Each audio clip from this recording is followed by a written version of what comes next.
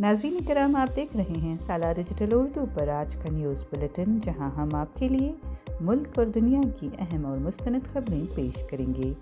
सियासत, समाज, मईशत, मज़हब और अवामी ज़िंदगी से जुड़ी ताज़ा पेशरफ्त के साथ अहम फैसले, नुमायाँ वाक़यात और वो सब कुछ जो आपको बाखबर रखता है। चलिए खबरों का आगाज़ करते हैं। कर्नाटक के विजयपुरा ज़िले में एक निजी मिनी तैयारा खुले मैदान में गिरकर तबाह हो गया। ताहम पायलट समेत दोनों अफराद मौजूदाना तौर पर बच गए हैं।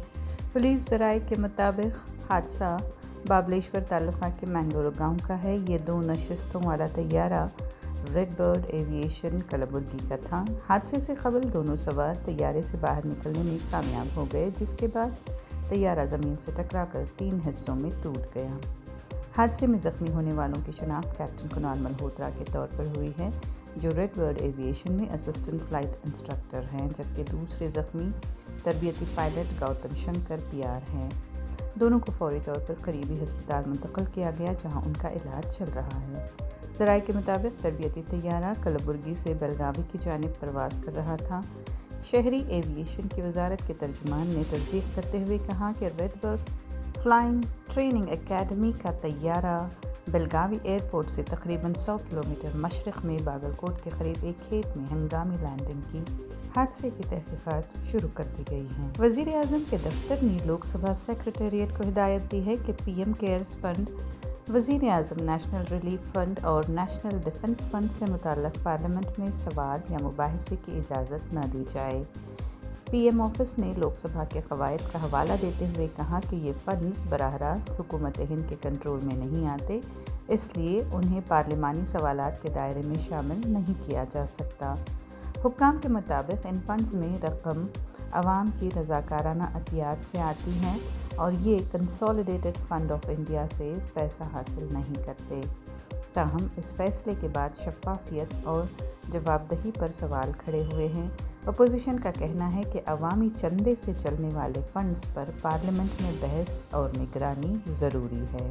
सुप्रीम कोर्ट ने कुलदीप सिंह सेंगर की ज़मानत की दरख्वास्त मुस्तरद कर दी है और कहा कि वो तरजीही समाअत के लिए दिल्ली हाई कोर्ट से रुजू करें। सेंगर पर उन्नाव एक मुतासरा लड़की के वालिद की पुलिस हिरासत में तशद्दुद के बाद मौत के केस में 10 साल कैद व मशक्क़त की सज़ा भी सुनाई गई है, इसलिए उन्हें फौरी रिहाई नहीं दी गई। फैसला 3 जजों के बेंच ने सुनाया, जिसकी सदारत चीफ जस्टिस सूर्यकांत ने की।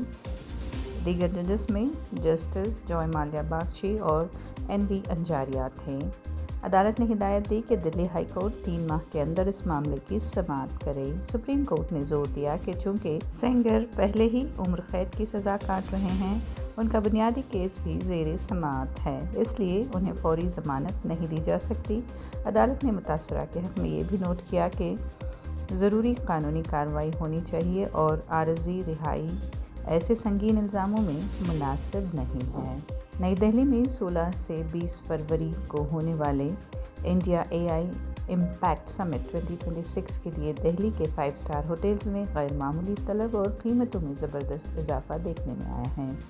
AI ग्लोबल समिट की शोहरत और दुनिया भर से आने वाले रहनुमा जैसे सुंदर पिचाई गूगल CEO और ऑल्टमैन OpenAI CEO जैसे टेक रहनुमाओं की शिरकत की तवक्को से होटल कमरों की डिमांड बहुत ज़्यादा बढ़ गई है। ताज पैलेस जैसे लग्जरी होटल में गार्डन लग्जरी स्वीट का एक रात का किराया तकरीबन 37 लाख रुपए मुकर्रर है, जिसमें टैक्स मिलाने के बाद बिल तकरीबन 32 लाख रुपए तक पहुंच जाता है, जबकि आम दिनों में यही कमरा तकरीबन 2 लाख रुपए में दस्तयाब होता है।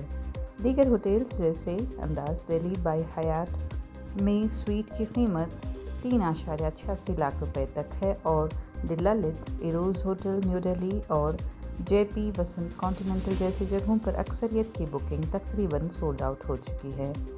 समिट के बायस न सिर्फ रिहायशी बल्कि बिजनेस, डाइनिंग और कॉन्फ्रेंस सहूलियात की डिमांड भी बढ़ गई है, जैसे हॉस्पिटैलिटी इंडस्ट्री के माहिर राजीव मेहरा और अनिमेश कुमार ने भी तस्लीम किया है। یہ طرف اس بات کی علامت ہے کہ بھارتی عالمی AI فورمز اور ٹیکنالوجی ایونٹس کے لیے ایک بڑا مرکز بنتا جا رہا ہے۔ گریٹر بنگلورو اتھارٹی نے شہر میں آوارہ کتوں کو روزانہ کھانا فراہم کرنے کے لیے 463 مخصوص مقامات کی نشاندہی کی ہے۔ حکام کے مطابق اب ان مقامات پر آوارہ کتوں کو روزانہ چکن رائس فراہم کیے جائیں گے۔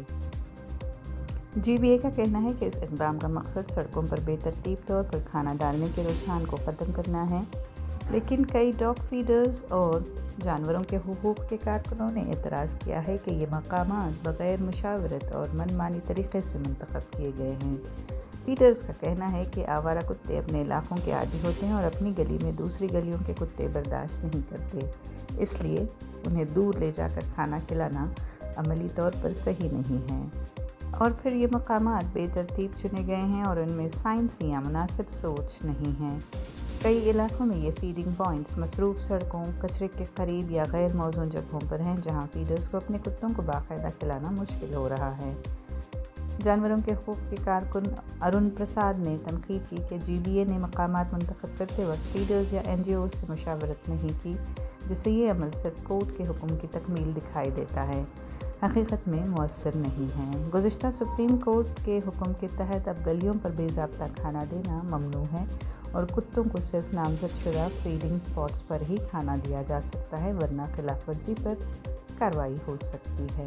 مشہور کامیڈین اور اداکار راج پال یادو نے دہلی ہائی کورٹ کے حکم پر تہاڑ جیل میں خود کو پیش کر دیا ہے، کیونکہ عدالت نے ان کے چیک باؤنس قرض کے کیس میں مزید وقت دینے کی ان کی درخواست مسترد کر دی تھی۔ عدالت نے اس معاملے میں مزید رعایت مسترد کرتے ہوئے کہا کہ عدالتی احکامات کی بار بار خلاف ورزی قبول نہیں کی جا سکتی۔ یہ تنازع 2010 سے شروع ہوا جب یادو نے نئی دہلی کی مرلی پروجیکٹس پرائیویٹ لمیٹڈ سے فلم بنانے کے لیے تقریباً 5 کروڑ روپے قرض لیے تھے۔ فلم کا باکس آفس پر ناکام رہنا اور قرض کی واپسی میں ناکامی کی وجہ سے متعدد چیکس باؤنس ہو گئے، جس میں مقدمہ درج ہوا۔ 2018 میں میجسٹریٹ کورٹ نے راجپال اور ان کی شریک حیات رادھا یادو کو قصوروار ٹھہرایا اور 6 ماہ کی سادہ قید کی سزا سنائی، جو سیشن کورٹ نے 2019 میں برقرار رکھی۔ پھر ہائی کورٹ نے جون 2024 میں عارضی طور پر سزائے قید معطل کی، تاہم عدالت نے یادو کو سرنڈر کرنے اور اپنے قرض سے نمٹنے کے لیے متعدد ضمانت نامے دیے، جن میں وہ مسلسل ناکام رہے۔ عدالت نے نوٹ کیا کہ وہ تقریباً 9 کروڑ روپے واجب الادا رقم کو پورا نہیں کر سکے۔ آخر کار جج نے حکم دیا کہ وہ فوراً خود کو جیل سپرنٹنڈنٹ کے سامنے پیش کریں، کیونکہ عدالت نے کہا کہ قانون مشہور شخصیت کے لیے بھی خاص رعایت نہیں دے سکتا۔ راجپال یادو نے 5 فروری 2026 کو تقریباً 4 بجے شام کو تہاڑ جیل میں حاضری دی اور 6 ماہ کی سزا کاٹنے لگے، جبکہ عدالت نے پہلے جمع کرائی گئی رقم متاثرہ کمپنی کو جاری کرنے کا حکم بھی دیا ہے۔ آج کے نیوز بلیٹن سے اتنا ہی۔ اگلی ملاقات تک اجازت دیجیے، تب تک باخبر رہیں اور اپنا خیال رکھیں۔ کامنٹ سیکشن میں ہمیں ضرور بتائیں کہ آپ کون سی نیوز سننا چاہتے ہیں۔ سالار ڈیجیٹل اردو کو سبسکرائب، لائک اور شیئر ضرور کریں۔